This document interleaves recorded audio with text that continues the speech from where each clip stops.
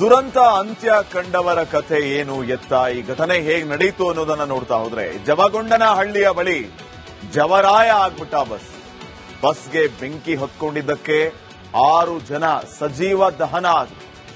ಮೃತರ ಪೈಕಿ 5 ಮಂದಿಯೂ ಕೂಡ ಹೆಣ್ಮಕ್ಳು. ಬಿಂದು, ಗ್ರೇಯಾ, ಮಾನಸ, ನವ್ಯ, ರಶ್ಮಿ ಇವರೆಲ್ಲ ದುರ್ಮರಣಕ್ಕೀಡಾದಂಥವರು. ಆ 5 ಸಾವಿಗೆ ಡೀಸೆಲ್ ಟ್ಯಾಂಕ್ ಕಾರಣ ಆಯ್ತಾ ಅನ್ನುವಂತಹ ಪ್ರಶ್ನೆ ಮೂಡ್ತಾ ಇದೆ. ಡೀಸೆಲ್ ಟ್ಯಾಂಕ್ ಪಕ್ಕದಲ್ಲೇ 5 ಜನ ಕುಳಿತಿದ್ರು. ಅಂದ್ರೆ ಆ ರೋದಲ್ಲಿ ಬಸ್ನ ಡೀಸೆಲ್ ಟ್ಯಾಂಕ್ಗೆ ಲಾರಿ ಡಿಕ್ಕಿ ಹೊಡೆದಿದೆ.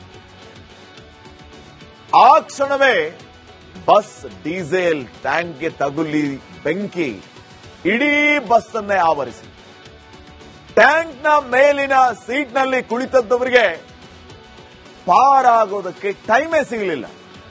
ಆ ಮಟ್ಟಿಗೆ ಬೆಂಕಿ ಆವರಿಸಿಕೊಂಡ್ಬಿಡ್ತು. ಬಸ್ನಿಂದ ಹೊರಗೆ ಓಡಿ ಬರೋದಕ್ಕೆ ಇವರಿಗೆ ಸಮಯವೇ ಸಿಗಲಿಲ್ಲ. ಕಾರಣ ಇವರೆಲ್ಲರೂ ನಿದ್ರೆಗೆ ಜಾರಿದ್ರು. ಏನಾಗ್ತಿದೆ ಅಂತ ಎಚ್ಚರವಾಗಿ ನೋಡುವಾಗಲೇ ಟೈಮ್ ಮೀರಿ ಹೋಗಿತ್ತು. ಇಡೀ ಬಸ್ನಲ್ಲಿ ಬೆಂಕಿ ಆವರಿಸಿತ್ತು. ಎಮರ್ಜೆನ್ಸಿ ಎಕ್ಸಿಟ್ ಆ ಟೈಮಲ್ಲಿ ಇವರಿಗೆ ಸಿಕ್ಕಿಲ್ಲ.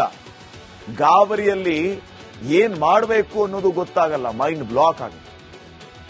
ಅದೇ ಕಾರಣಕ್ಕೆ ಬಸ್ನಲ್ಲೇ 5 ಜನ ಭಸ್ಮ ಆಗಿದ್ದಾರೆ.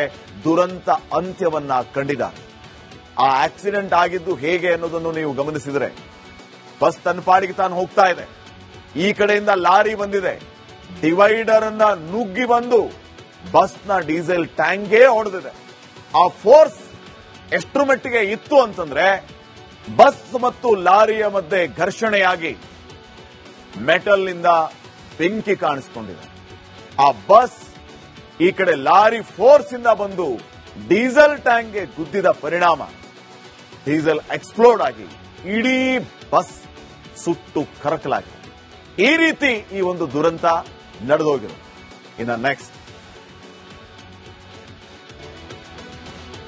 ದುರಂತ ಅಂತ್ಯ ಕಂಡವರ ಕಥೆ ಏನು ಎತ್ತ ಈ ಘಟನೆ ಹೇಗೆ ನಡೀತು ಅನ್ನೋದನ್ನ ನೋಡ್ತಾ ಹೋದ್ರೆ ಜವಗೊಂಡನಹಳ್ಳಿಯ ಬಳಿ ಜವರಾಯ ಆಗ್ಬಿಟ್ಟ ಬಸ್ಗೆ ಬೆಂಕಿ ಹೊತ್ಕೊಂಡಿದ್ದಕ್ಕೆ 6 ಜನ ಸಜೀವ ದಹನ ಆದ್ರು.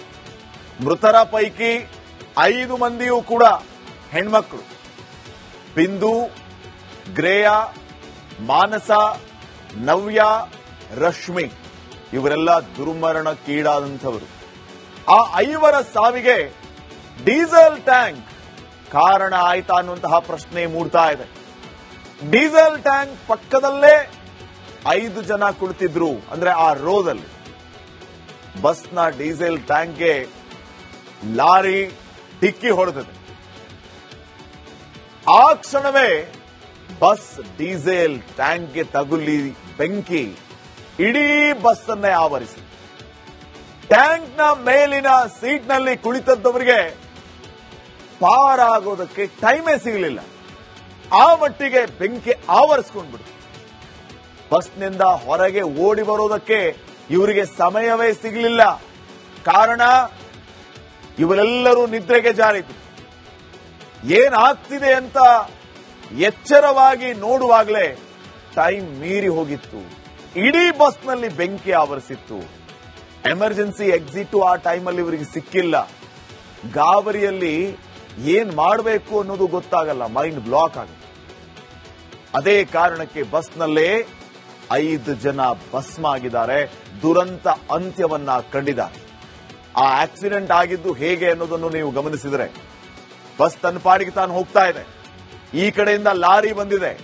ಡಿವೈಡರ್ ಅನ್ನ ನುಗ್ಗಿ ಬಂದು ಬಸ್ನ ಡೀಸೆಲ್ ಟ್ಯಾಂಕ್ಗೆ ಹೊಡೆದಿದೆ.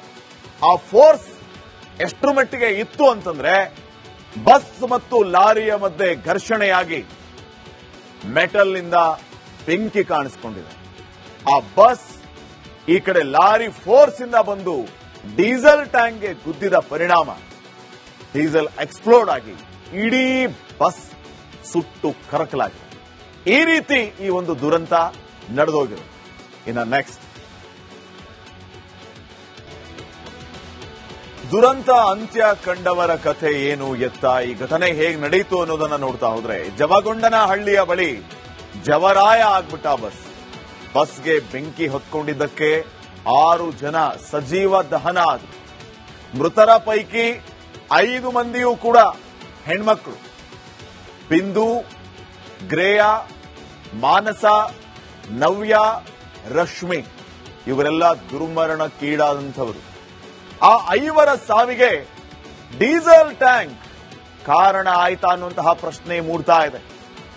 ಡೀಸೆಲ್ ಟ್ಯಾಂಕ್ ಪಕ್ಕದಲ್ಲೇ 5 ಜನ ಕುಳಿತಿದ್ರು. ಅಂದ್ರೆ ಆ ರೋದಲ್ಲಿ ಬಸ್ನ ಡೀಸೆಲ್ ಟ್ಯಾಂಕ್ಗೆ ಲಾರಿ ಡಿಕ್ಕಿ ಹೊಡೆದಿದೆ.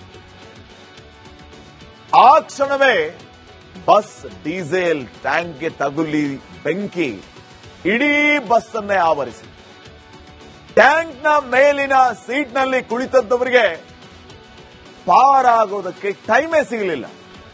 ಆ ಮಟ್ಟಿಗೆ ಬೆಂಕಿ ಆವರಿಸಿಕೊಂಡ್ಬಿಡ್ತು.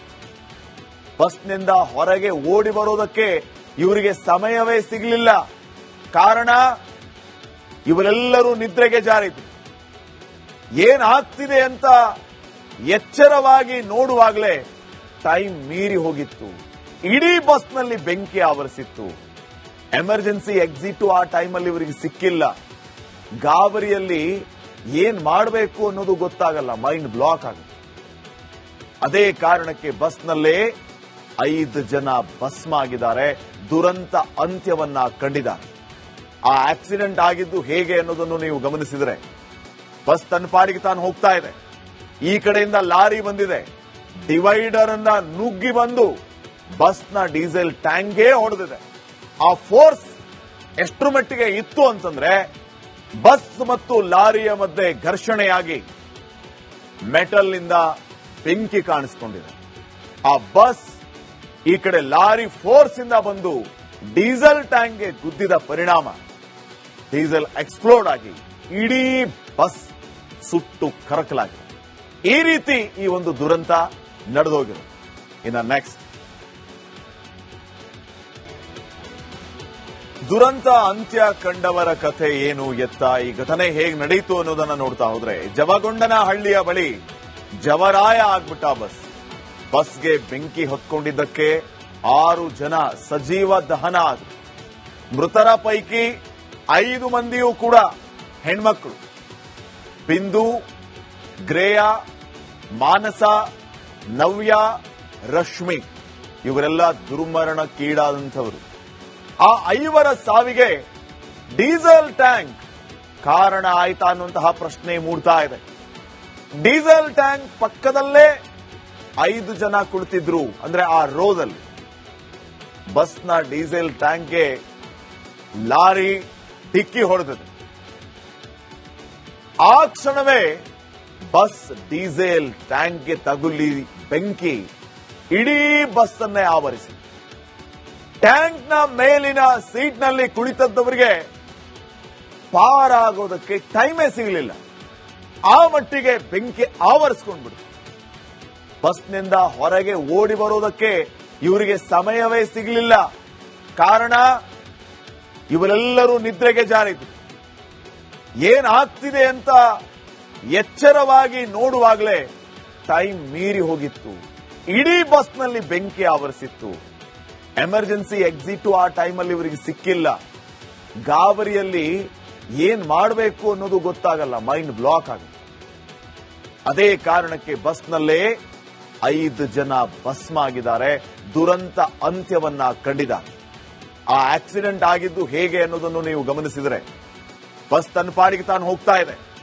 ಈ ಕಡೆಯಿಂದ ಲಾರಿ ಬಂದಿದೆ, ಡಿವೈಡರ್ ಅನ್ನ ನುಗ್ಗಿ ಬಂದು ಬಸ್ನ ಡೀಸೆಲ್ ಟ್ಯಾಂಕ್ಗೆ ಹೊಡೆದಿದೆ. ಆ ಫೋರ್ಸ್ ಎಷ್ಟರ ಮಟ್ಟಿಗೆ ಇತ್ತು ಅಂತಂದ್ರೆ, ಬಸ್ ಮತ್ತು ಲಾರಿಯ ಮಧ್ಯೆ ಘರ್ಷಣೆಯಾಗಿ ಮೆಟಲ್ ನಿಂದ ಬೆಂಕಿ ಕಾಣಿಸಿಕೊಂಡಿದೆ. ಆ ಬಸ್ ಈ ಕಡೆ ಲಾರಿ ಫೋರ್ಸ್ ಇಂದ ಬಂದು ಡೀಸೆಲ್ ಟ್ಯಾಂಕ್ಗೆ ಗುದ್ದಿದ ಪರಿಣಾಮ ಡೀಸೆಲ್ ಎಕ್ಸ್ಪ್ಲೋಡ್ ಆಗಿ ಇಡೀ ಬಸ್ ಸುಟ್ಟು ಕರಕಲಾಗಿದೆ. ಈ ರೀತಿ ಈ ಒಂದು ದುರಂತ ನಡೆದೋಗಿದೆ. ಇನ್ನು ನೆಕ್ಸ್ಟ್,